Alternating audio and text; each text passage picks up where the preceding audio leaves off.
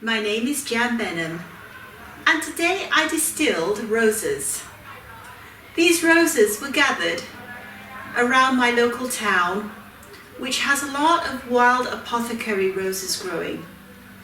The reason being is that Winschoten, where I live, is known as the rose capital of the Netherlands.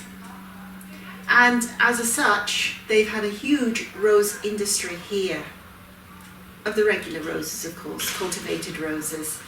So they went and planted a whole load of roses and they now grow wild, which is wonderful.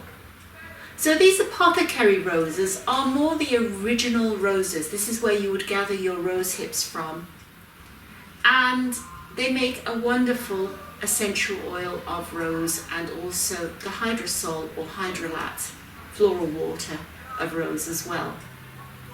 So I went out to gather to make the hydrosol, which I have right here.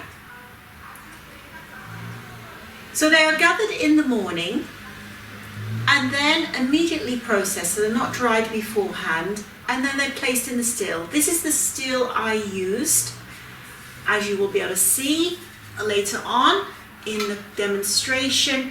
So what we do here, we place the roses in this long column here, and then I place this cap in to stop the roses from basically escaping. This is to do the steam distillation of the roses. So at the beginning, what happened was the roses used to be put straight into the still with water added, and then it would be called what they call direct distillation. Today, what I was doing steam distillation. So we would put the roses in here, put the sieve in there so they don't come out, and then it's placed. So these roses don't have direct contact with the water. And then this is the condenser here.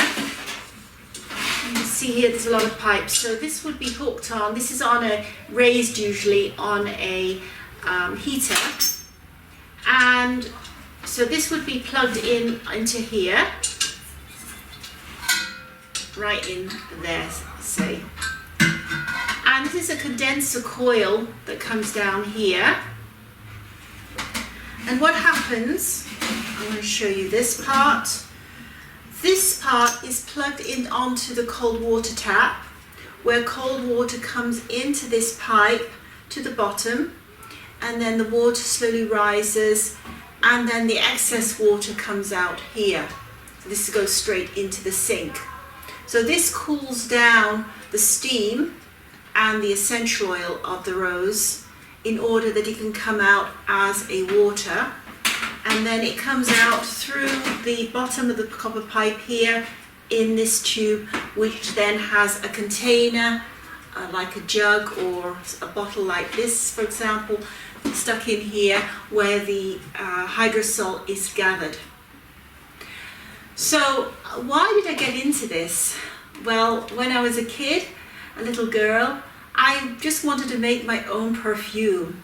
And I remember once I gathered all the best flowers that smelled in my mother's garden. And this was in England. So the weather is not usually the best for producing plants, flowers for perfume. And I'd read about, I don't know how I did this, I was only 8 years old at the time, and I'd gathered all these flowers and I heard that you put it into fat. So I got some lard and I layered the flowers on the lard.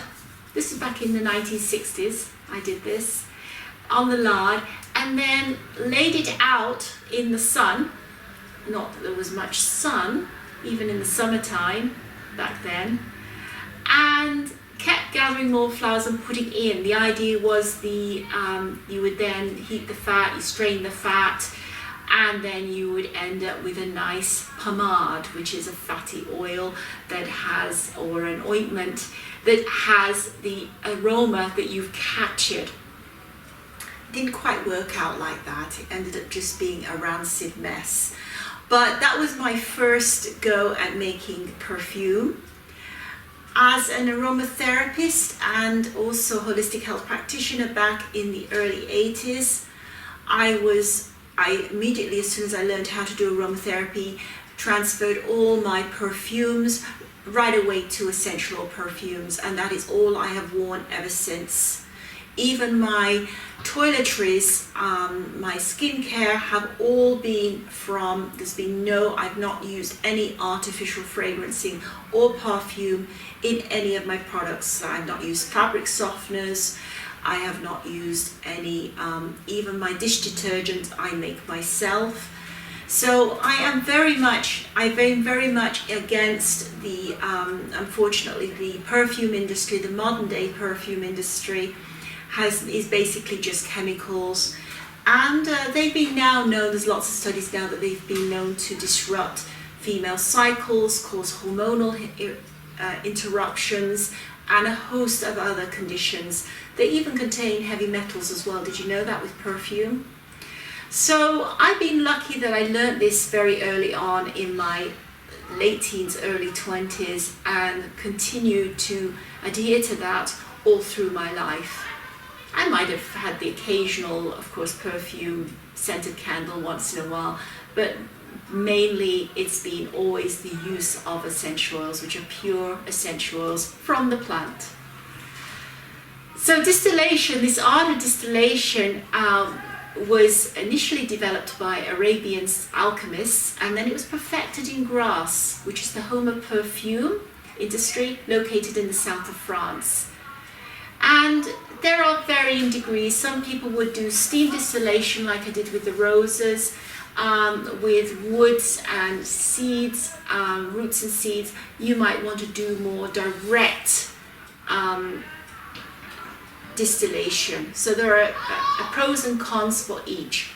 For example, with the cucumber, when I do make cucumber hydrosol and also strawberry hydrosol, I cut up the cucumber and mash it up actually and place it directly into the still with water, and then it comes right through. With the steam, what the steam does is you've got the plant sitting in the column here, and the steam and the essential, which is in the little sacs. So when you pick up the petal, when you break this petal, it breaks up the little sacs that are underneath the petal, which releases the aroma, which is why you can smell it when you press. Some of the essential oil is actually in the flower, and some essential oils are either in the leaves. You can also get essential oils from seeds, from roots, from herbs, from cones, and so on. So they all have their own unique experience and also their own unique way of being used in a distiller. So the steam comes up through the column, and breaks these molecules, these little tiny sacs that are on the plant, and then it's released, and both of them come up through as steam. So it's still steam at this point, and then it comes into the condenser, where this cooling water will cool down the steam and condense it so it comes out as water. That's basically the making of hydrosols and also essential oils. Now this is it's still a small still. I have larger stills and I have even smaller stills for experimental purposes, and I have gotten essential oil out of this still. So for example, my rose water, I got a couple of bottles of this. This was my rose water. It smells divine. So this is the rose water I got from this distillation today. And normally hydrosols will only last, we've been told, a year. But actually I have found that some hydrosols last a much longer time. This one was distilled, this is lavender hydrosol, and it was distilled back in 2014, and we're at 2021 now. And still, the aroma of lavender is strong, of this hydrosol here. And when I did do the distillation of this lavender, I dried it first and then placed it in the column to steam distill it, so it was packed with dried lavender flowers. And of course, so that means there's a lot more product and plant material in the column than just plain roses which have a lot of water in them. And I was able to get about 5 ml of essential oil which floated at the top when I distilled it. Another last but not least point, sorry, I should have put this in. This is a thermometer, and this is, I just put it in the top of the still here when I'm distilling, and I can then tell when it reaches 100 degrees centigrade then it's started to distill. So as soon as it just goes under the 100 degrees, it starts to distill, and that's when you know it's starting to run.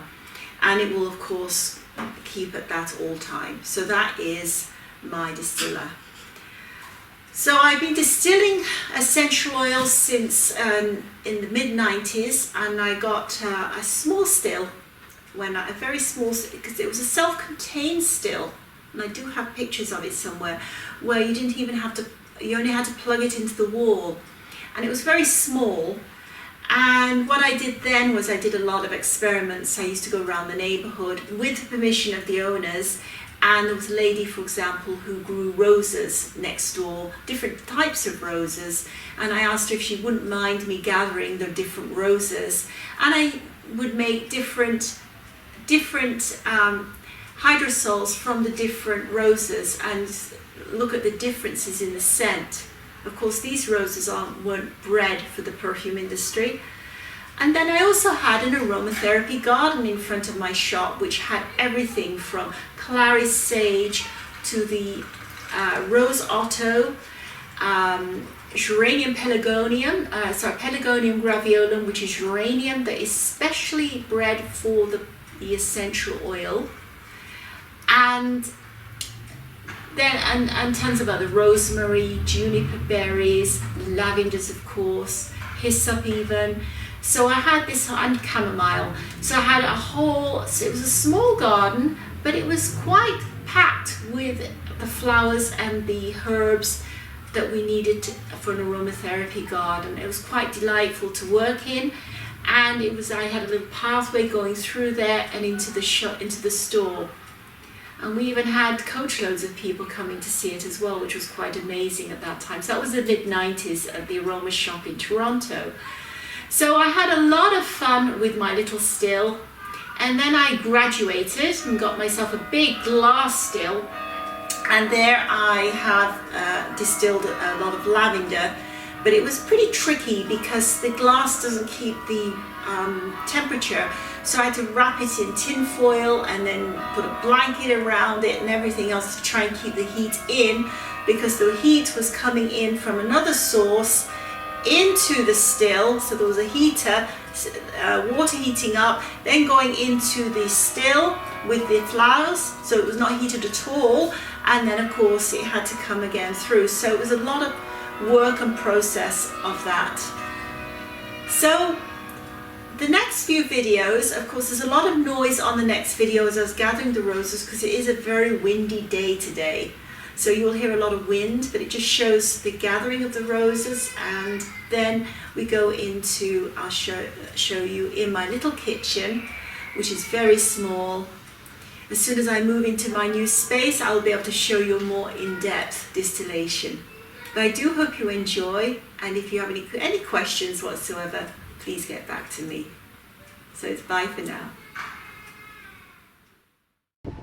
So I'm just showing you from where I gathered all my rose petals this morning. This is in Winschoten, which is the northeastern corner of the Netherlands, right close to the German border. And the soil here contains a lot of minerals, and the roses grow really well here. These are apothecary roses, and they grow wild here. They're absolutely stunning. It makes wonderful rose water, rose hydrosol, and also rose essential oil as well.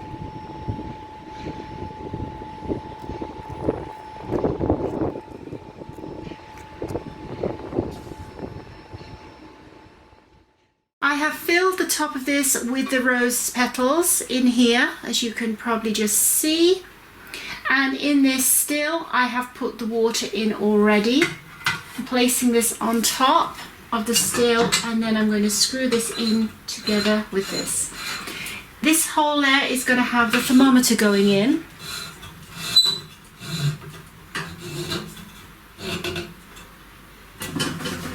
And then we have various different pipes. So this is going to be screwed onto the water outlet. So now this still is all set up. There's water in the bottom of this. The flowers are rose petals are in this column here.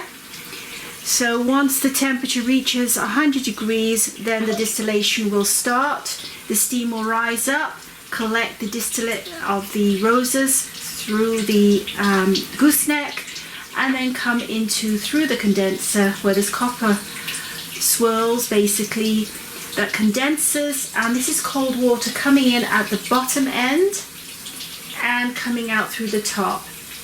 And the snoring sound is what you need when you're getting this working. So I do have a much larger still, and I have smaller stills as well. One time when I used my larger still, it was fueled by propane, so we had a special gas propane stove, and I put it on top of a wooden table, and I didn't realize until about half an hour had gone by that actually the table was getting awfully hot and almost went on fire. So you do have to be careful in these instances. I've been distilling now for over 20 years and I just love it. It's a magical process. It's alchemy at its best. The roses capture the essence, the scent of these roses are so stunning, and what you get out of it is something that takes a long time to, once you have that rose hydrosol, it's so good for the skin. The Egyptians take it when they have, or the Middle East countries, they usually have rose water or neroli water with their meals, like most Westerners would have a glass of wine. They will have some rose water that will basically help to disinfect the food. It helps with the digestive system. I have another still over here. I'm just going to move this around, and this is a water still right here. I don't know if you can see it yet. And this water still, I distill all my water because it is, you cannot get pure water anymore, what I call living water. Unfortunately, even rainwater coming out of the sky is contaminated now with all sorts of chemicals and byproducts from the planes, and we're not getting good drinking water. So I distill my water that I drink, and then what I do to put back the minerals, I take shilajit, which is a mineral from Russia that I have on every other day to make sure I get my minerals. So nature is so incredible how it captures water. To get living water, what I often do is I will just get a watermelon, which is packed with water, of course. This is pure water. And also cucumber. And just put that through a blender and then strain it, and you've got what I call living water, which is so good for you. I've also done this with celery juice. And you can read about what living water is in the medical medium books. They're very useful books. I was always suggesting that people had a lot of fruits and vegetables back in the early 80s. They're so incredibly healthy for your body, and it's all from nature. So distillation is an art that has been around for, they've even found distillation remnants from the Egyptian times. Crude forms, of course, but still distillation. And from this distillation you can get essential oil. They will float on top of the hydrosol, and then you get the hydrosol as well. So we will come back and see when it is running. it's not running yet. It's still got a lot more heating up to do. So now the distiller is working. The temperature has reached 100 degrees centigrade, and I'll take you on the journey through, and you should start to see it dripping through now.